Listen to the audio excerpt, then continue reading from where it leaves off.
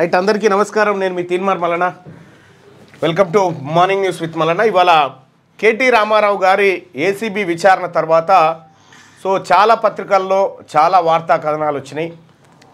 KT Ramarao గారు అంటే main stream media మినహా కేటీ రామారావు పెట్టుకున్నటువంటి యూట్యూబ్ ఛానల్ అవన్నీ ఉన్నాయి కదా. కేటీ రామారావే ఏసీబీని క్వశ్చన్ చేసిండు. వీరుడు సూర్యుడు కేటీ రామారావే ఏసీబీని ఎంక్వైరీ చేసిండు, విచారించిండు. ఏసీబీ ఏం చెప్పలేకపోయింది. ఆయన వస్తే ఏసీబీ గేట్లు బద్దలు కొట్టుకొని వీరుడు బయటికి వెళ్ళిండు అనేటువంటి ఒక సరే వాళ్ళ పైశాచిక ఆనందంలో వాళ్ళు చేస్తూ ఉన్నారు. అయితే కేటీ రామారావుని దాదాపుగా 80 ప్రశ్నల వరకు అడిగినట్టుగా తెలుస్తూ ఉంది. చాలా పత్రికల్లో కూడా ఈ కథనం వచ్చింది. అసలు కేటీ రామారావు నిజంగా ఏసీబీ ట్రాప్లో ఉన్నట్టేనా, లేదంటే ఇంకేమైనా ఆప్షన్స్ ఉన్నాయా? కేటీ రామారావుకు అంటే కింది కోర్టు దగ్గర నుంచి, ఏసీబీ కోర్టు దగ్గర నుంచి సుప్రీంకోర్టు వరకు దాదాపుగా దారులన్నీ మూసుకుపోయినాయి. ఎక్కడ కూడా ఆయనకు రిలీఫ్ దొరకకుండా అత్యవసరంగా విచారించాలని చెప్పి వేసినటువంటి పిటిషన్ కూడా సుప్రీంకోర్టు తోసిపుచ్చింది. ఇది అత్యవసరం ఏం కాదు, తర్వాత విచారిస్తామనేటువంటి మాట చెప్పడంతో అనివార్యంగా ఏసీబీ ఆఫీస్కి పోవడం జరిగింది. ఏసీబీ ఆఫీస్ కాడికి పోయి మళ్ళీ సుప్రీంకోర్టులో ఉంది, తర్వాత తెలుసుకుంటా ఈ అన్ని డైలాగులు కొట్టకుండా సపరేట్గా పోయిండు. వచ్చిన తర్వాత మళ్ళీ యథాలాపంగానే మనం చెప్పుకున్నాం కదా గతంలో వీరతిలకం దిద్దుతారని, ఆ వీరతిలకం దిద్దడం ఇదంతా జరిగిపోయింది. ఏసీబీ ఆఫీస్కి పోయేస్తేనే వీరతిలకం దిద్దిరు. ఓ 6 ఏళ్ళు జైలు ఉండేస్తే ఇంకా మంచిగా దిద్దుతారు. దిద్దేందుకు ఎవరు ఉండరు అప్పుడు ఇంటికాడ. అయితే విషయం ఏంటంటే కేటీ రామారావు గారు ఇవన్నీ మీకు ఎక్స్పీరియన్స్లు. ఎవడైతే పొరపాటు చేస్తాడో వాడు కూడా అనుభవించేటువంటి రోజు వచ్చినప్పుడు ఈ పరిస్థితులు ఉంటాయి. అవి స్టార్ట్ చేసిందే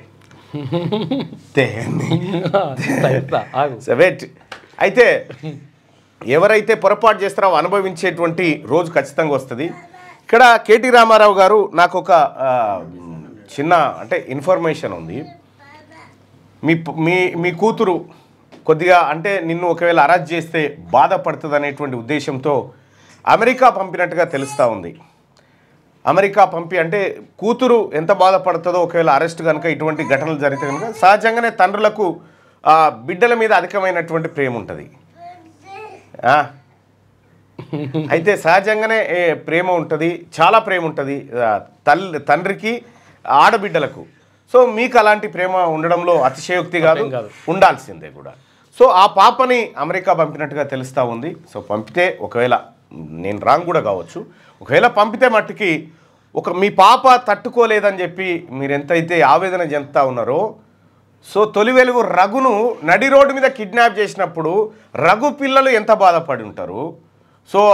ఏది నేటి దాత్రి రాఘవేందర్ని నడి రోడ్డు మీద ఇంట్లోంచి గల్లాబట్టి గుంజుకపోయినప్పుడు వాళ్ళ పిల్లలు ఎంత బాధపడి ఉంటారు. నన్ను అరెస్ట్ చేసినప్పుడు నా పిల్లలు ఎంత బాధపడి ఉంటారు. ఇక నా బిడ్డ ఇక్కడే ఉంది, నా బిడ్డ కదా బిడ్డ, బాధపడ్డావు అప్పుడు చిటి అంటుంది. అట్లా ఎవరికైనా కుటుంబాలు ఉంటే ఎవరైనా అక్రమ అరెస్టులు ఇవన్నీ చేస్తే సరే నీ దాంట్లో సరైనటువంటి ఆధారాలు లెక్కలు అవన్నీ ఉన్నాయి. కానీ నీవు చేసినటువంటి అరాగిరి 10 ఏళ్ల కాలం పాటు చేసినటువంటి అరాచకం ఏదైతే ఉందో అది వాళ్ళని కళ్ళ ముందుకు వచ్చేసరికి కొద్దిగా కళ్ళు చెమ్మగిల్లినట్టుంటాయి నీకు. ఎప్పుడైనా కూడా కాంగ్రెస్ పార్టీ ప్రభుత్వం, కాంగ్రెస్ పార్టీ నీలాగా వ్యవహరించినంటే ఈ పాటికి మీ దుకాణాలు షట్టర్లు గుంజేసేటోళ్ళు కిందకి. కానీ కాంగ్రెస్ పార్టీ నైజం అది కాదు. ముఖ్యమంత్రి రేవంత్ రెడ్డి గారు సౌమ్యంగా వ్యవహరిస్తున్నాడు కాబట్టే నువ్వు సంకలు ఎగిరేస్తా ఉన్నావు. గడపల పెట్టలే. కానీ ఒకటైతే నిజం, కేటీ రామారావు గారు ఇప్పటికైనా ఈ డాంబికాలు బంద్ చేసి తప్పు ఒప్పుకొని, సారీ తెలంగాణ ప్రజలారా, నేను మీ సొమ్మును దుర్వినియోగపరిచిన, నేను శిక్షకు అర్హుణ్ణి, నేను అమరవీరుల స్తూపం దగ్గర ముక్కు నేలకు రాస్తా, దయచేసి నన్ను వదిలిపెట్టమని చెప్పండి ముఖ్యమంత్రి గారికి, లేకపోతే ఏసీబీకి అని చెప్పి ఒక మాట రిక్వెస్ట్ చేయి. తప్పేముందా చేస్తే? తప్పు చేసినప్పుడు ఇప్పుడు బిడ్డ బాధపడు కంటే ఎక్కువనా? ఓ బిడ్డ కోసం ఏదైనా చేసేటువంటి తండ్రులు ఉన్నారు. మరి అటువంటిది నువ్వు కూడా ఒకసారి ఆలోచన చేసుకోవాలి కదా. ఇక కేటీ రామారావు గారు పోతో ర్యాలీ వస్తో ర్యాలీ, అదే ఒకటి మళ్ళా. ఇక నిన్న లోపల పోయి క్వశ్చన్ చేస్తే ఆ పాపం అడ్వకేట్ని ఎంట పెట్టుకొని పోయిండట. అడ్వకేట్ని ఎంట పెట్టుకుని పోతే కన్సూపు మేరలో కూర్చోవచ్చు అంటే ఆయనకు ఒకటి సపరేట్ ఏర్పాటు చేసిరట. వీడికేం చాలా దూరంలో కేటీ రామారావు ఉండట. అయితే క్వశ్చనింగ్ అయిపోయి మధ్యాహ్నం తిన్న తర్వాత ఈ అడ్వకేట్ గారు నిద్రలు ఉండట. ఈ అడ్వకేట్ గారు నిద్రపోతే వాళ్ళే పోయి లేపి అయ్యా సారు లేవా నిద్రపోయినావు అటు చూడాలంటే అటువంటి అడ్వకేట్ గట్టి లీగల్ టీం నీ ఎంటా ఉంది.